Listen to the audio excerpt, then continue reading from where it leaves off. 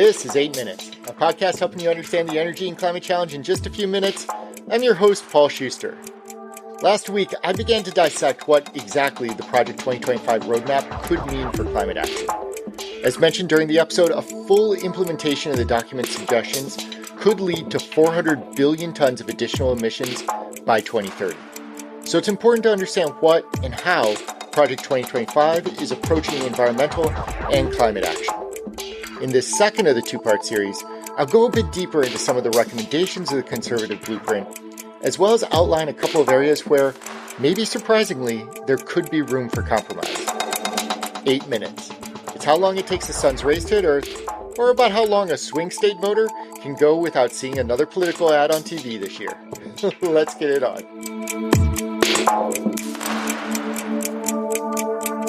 There are a couple of big themes that emerge after reading the Project 2025 document. As outlined last week, for instance, a big emphasis of the conservative playbook is to reduce federal spending, eliminate agencies, and, generally speaking, shift oversight of environmental regulations to either the states or to the industry itself. I highlighted a few of these suggestions last week, including eliminating the Loan Program Office, the Office of Clean Energy Demonstration, the National Weather Service, as well as others. For other organizations, the document reimagines their role. For instance, I mentioned briefly about how Project 2025 would refocus the Office of Science and the 17 national laboratories that fall under that organization's purview to have the office focus on defense applications and avoid climate research altogether, which actually highlights the second theme that really stood out in my reading of the document, that of international security. It's a common, prevalent drumbeat throughout the roadmap that the authors believe that the U.S. is susceptible to physical and cyber attacks, and that the role of government should shift more towards security and less towards environmental or energy science. For instance, Project 2025 suggests renaming the Department of Energy to the Department of Energy Security and Advanced Sciences.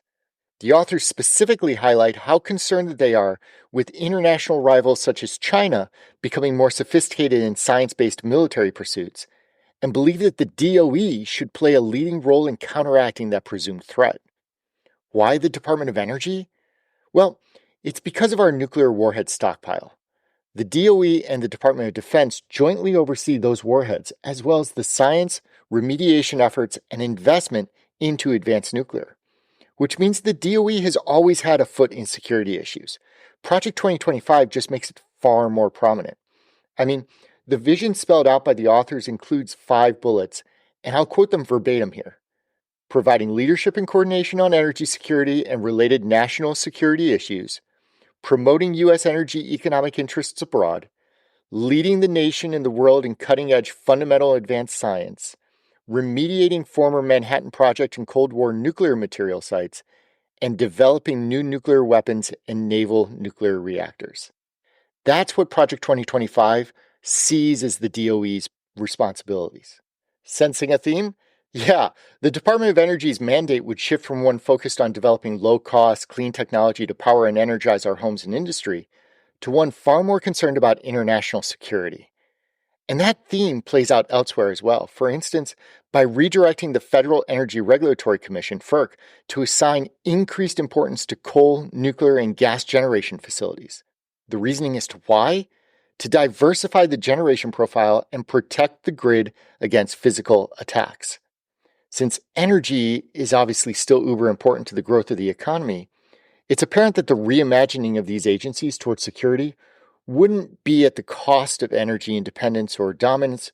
Rather, it's implied that the research, investment, regulations, oversight of the energy sector would simply be better managed by the industry itself. In essence, the document cedes any of the responsibility of social impact, such as around air or water pollution or stuff like that, to companies in favor of investing in stronger national security otherwise. Security is also used as something of a cudgel against renewable energy projects, an area that has always rankled the conservative movement for some reason. In Project 2025, though, the document lays out a far more sophisticated roadmap on how to shift away from these generating resources. For instance, in citing grid stability under cyber and physical attacks as a reason, The authors advocate for requiring regional transmission operators to require all renewable assets to provide intraday backup power to meet dispatchable requirements. If a grid interruption occurs somewhere, these assets should be able to step in and assume the responsibility of keeping the power on. Not a bad thought. There are a couple of semantic issues I take with the idea, though. The first being that while cyber and physical attacks are certainly possible with regard to grid interruptions, it's been weather-related catastrophes that have had far more of an impact on grid conditions. If we're concerned about grid reliability, shouldn't that be a big part of the thought process?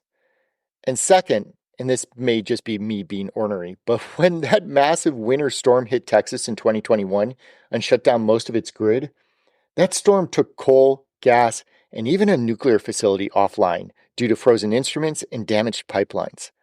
It's not just a renewables problem. But let's say that having reliable power at all times of the day is a worthy goal.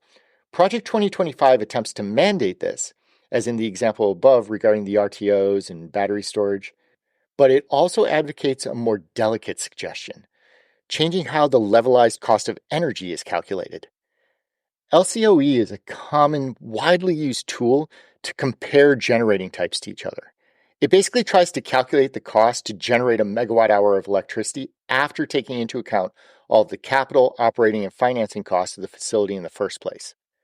Over the past decade or so, as the capital costs to install wind and solar have fallen so dramatically, the LCOE of these resources has fallen too, especially as the cost of fuel is zero for renewable assets. Lazard publishes a fantastic overview of the LCOE for different power generating assets every year. And renewable assets are consistently now the cheapest form of new electricity on the market. However, LCOE was initially used to compare coal and nuclear plants, two assets that generated power continuously. Wind and solar don't do that. They're at the mercy of when the wind blows or the sun shines.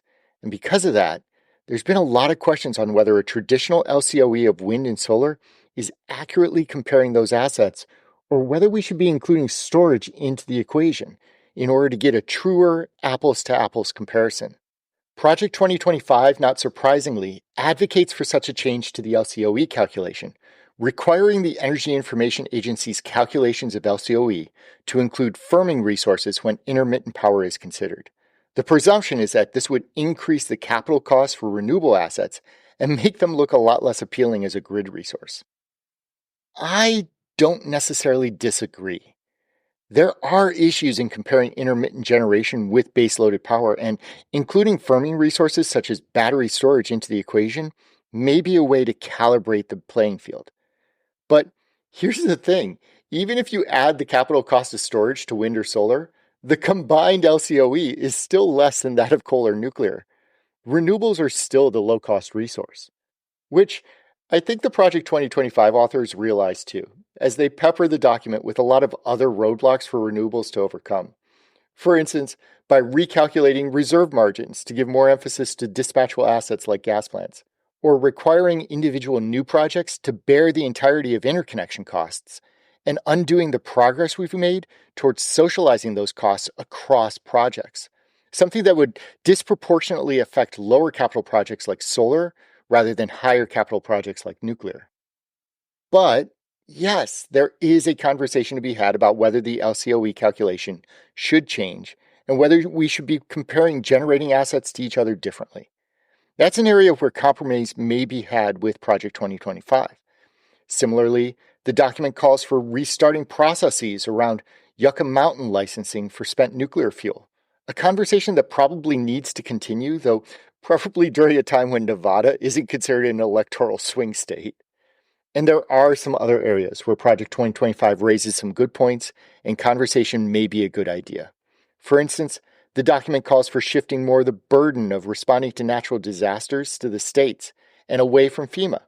That could make a lot of sense, especially as it could encourage coastal states such as Florida to invest more urgently into flooding resiliency instead of having the federal government act as a disaster backstop.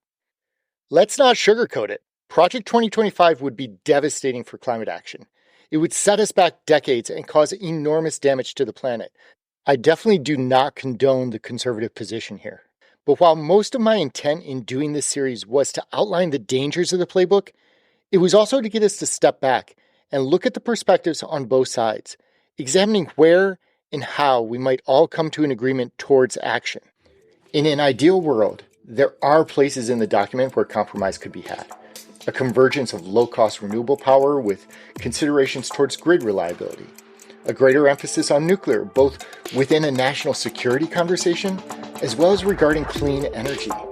Or discussions on how to position the U.S. to benefit from the emerging clean energy economy and to box out rivals such as China that have an economic edge so far in these emerging technologies. But, well, there's a reason I'm not a politician. I'm Paul Schuster, and this has been your 8 Minutes.